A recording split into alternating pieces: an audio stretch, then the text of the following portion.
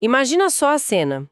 Um povo inteiro que acabou de sair de séculos de escravidão se vê numa armadilha perfeita. É, uma situação impossível. À sua frente, um mar. Um mar que não dá para atravessar e atrás, vindo com tudo, o som dos carros de guerra do exército mais poderoso do mundo. Vingança. Não tem pra onde correr. É literalmente o fim da linha. Hoje, a gente vai mergulhar fundo numa das narrativas mais cinematográficas e decisivas da Bíblia. A travessia do Mar Vermelho, em Êxodo 14. Isso. E a nossa missão aqui, usando como base as notas das Bíblias de Estudo Roman e da Nova Almeida Atualizada, é ir além daquela história que todo mundo já conhece um pouco, sabe? Exato. A gente quer entender a estratégia por trás disso, as reações humanas mais cruas e o significado real desse milagre. Pois é. Porque as fontes que a gente está usando, elas nos convidam a fazer justamente isso.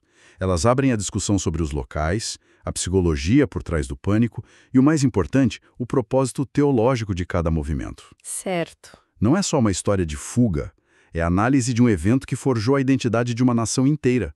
E no momento de maior pressão que se pode imaginar. E tudo começa com uma ordem divina que, assim, sendo bem sincera, não faz o menor sentido do ponto de vista estratégico. Nenhum, né? Deus manda Moisés falar pro povo pra, dar meia volta e acampar um lugar super específico, Pi-Hahirote, bem de frente pro mar. Exatamente. Colocando eles num beco sem saída. Ele basicamente os leva para uma armadilha. Por que começar a jornada pela liberdade se colocando voluntariamente nesse risco? Essa é a pergunta central. E a resposta muda toda a perspectiva. A armadilha é de propósito. É um palco. Um palco montado. Um palco montado. O texto é muito claro sobre isso. Deus diz que vai fazer isso para endurecer o coração de Faraó. Para que ele pense, eles se perderam, o deserto cercou eles. Ah, entendi. A finalidade não era só escapar de fininho. O objetivo era provocar um confronto final, uma demonstração de poder tão definitiva que não ia deixar dúvida para ninguém, nem para os egípcios e nem para os próprios israelitas. Então essa geografia do desastre é, na verdade, o cenário de uma lição. E o faraó, claro, morde a isca. Completamente. Ele reúne a força de elite dele, e as fontes fazem questão de detalhar a escala disso. 600 dos seus melhores carros de guerra. E todos os outros carros do Egito. Isso não é uma patrulha. Não, é o poderio militar máximo de um império. Exatamente. E as notas de estudo ressaltam isso. Esses carros eram a tecnologia militar mais avançada da época. Eram tipo plataformas de armas móveis, rápidas, letais. Entendi. Reunir a elite da cavalaria significava que o faraó não estava só tentando recapturar escravos. Ele estava indo para a aniquilação. E essa demonstração de força é crucial para a narrativa porque ela eleva a ameaça ao nível máximo. Certo. O que vier a seguir não pode ser sorte. De jeito nenhum. O livramento não pode ser atribuído à sorte ou a uma falha do inimigo. A desproporção de forças é, assim, abissal. E quando os israelitas olham para trás e veem aquela nuvem de poeira no horizonte com o sol batendo nas armaduras, o pânico é imediato. É total. Ali acabou. É como se toda a memória dos milagres, das 10 pragas, fosse, sei lá, apagada pelo medo. Completamente. E a forma como eles expressam esse medo é muito reveladora. Eles se viram para Moisés e, com um sarcasmo afiado pelo desespero, eles falam: Eu lembro essa parte, é fortíssima. Foi por não haver túmulos no Egito que você nos trouxe para morrer no deserto? Puxa. É de uma amargura profunda. Eles estão basicamente dizendo que preferiam ter morrido como escravos num lugar familiar a morrer como homens livres num lugar desconhecido. É uma reação incrivelmente humana, não é? A segurança, mesmo que seja uma segurança miserável, parece melhor que uma liberdade que te leva direto para a morte. Sem dúvida. E os comentários nas fontes exploram bem essa psicologia. O medo deles é compreensível, mas também revela uma crise de fé aguda. Aguda é pouco. Eles viram algo a virar sangue, viram a escuridão, a morte, mas a ameaça visual, imediata, de um exército é mais concreta, sabe? Mais palpável.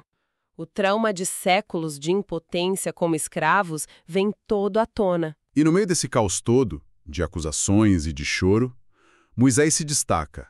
A resposta dele é de uma calma impressionante. Cara, é impressionante. Ele não discute, não se justifica, ele só diz: não tenham medo, fiquem firmes e verão o livramento que o Senhor lhes trará hoje. E ele faz uma promessa que soa quase impossível naquele momento. Sim, os egípcios que vocês veem hoje nunca mais verão. É um ato de liderança fora do comum.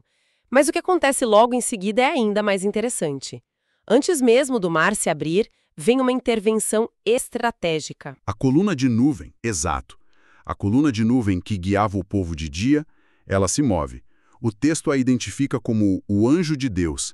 Ela sai da frente do acampamento e vai para a retaguarda, se posicionando entre os israelitas e o exército egípcio. Então a mesma coisa que era um guia, tipo um GPS divino, vira um escudo. Perfeito, vira um escudo, e com uma dupla função fantástica. Para os egípcios, a coluna vira uma fonte de escuridão, de confusão, impede que eles avancem durante a noite. Eles ficam presos. Eles sabem que o alvo está logo ali, mas não conseguem chegar. E para os israelitas, do outro lado, a mesma coluna ilumina o acampamento. Que incrível. É uma barreira que protege e acalma ao mesmo tempo, mantendo os dois lados nesse impasse sobrenatural a noite toda. A salvação começa com essa separação. E com os egípcios paralisados no escuro, vem a ordem principal. Moisés estende a mão sobre o mar. E o texto dá um detalhe fascinante sobre como o milagre acontece. Não é tipo um raio que divide as águas na hora. Não é instantâneo. Diz que o Senhor fez soprar um forte vento oriental a noite inteira. Sim, esse detalhe do vento é crucial. As fontes sugerem que usar um elemento natural, mesmo que amplificado a um nível sobrenatural, ancora o milagre na realidade física. É um processo, então. É um processo, não um passe de mágica. Um vento soprando com uma força contínua por horas, poderoso o suficiente para empurrar uma massa de água gigantesca e secar o leito do mar. A imagem que isso cria é de um poder imenso persistente. E a descrição do resultado é de tirar o fôlego. O texto não fala só que eles atravessaram. Diz que as águas formaram um muro à sua direita e à sua esquerda. Pô, é difícil até de visualizar uma cena dessas. Não é passar por uma parte rasa, é caminhar por um corredor seco, com paredes de oceano dos dois lados. E essa imagem é fundamental. Os comentários eles enfatizam que essa linguagem de muro de água serve para eliminar qualquer tentativa de explicar o evento de forma puramente naturalista, como uma maré baixa, sabe? Ah, claro. A descrição é de uma alteração radical das leis da física. É para ser, sem dúvida, um ato divino, numa escala que inspira tanto admiração quanto terror. Imagina caminhar ali e ver peixes nadando onde deveria ter céu. E na arrogância, ou talvez no desespero de não perder a presa, os egípcios seguem os israelitas para dentro do corredor. Eles entram na armadilha final. Exato. E é no meio do caminho, no ponto de maior vulnerabilidade, que a intervenção divina se volta contra eles. Primeiro, o Senhor pôs em confusão o exército dos egípcios. E um dos comentários da Bíblia Roma aponta um detalhe muito específico que o texto menciona. Qual? Deus emperrou as rodas dos seus carros. Ah, isso é genial. A maior vantagem deles, a tecnologia de ponta, é sabotada. Isso. Os carros de guerra que os tornavam tão rápidos agora os prendem no leito do mar, que devia estar lamacento. Precisamente. A força se torna fraqueza. E é nesse momento de caos com os carros atolados que os soldados egípcios finalmente entendem o que está acontecendo. Tarde demais. O texto até nos dá a fala deles.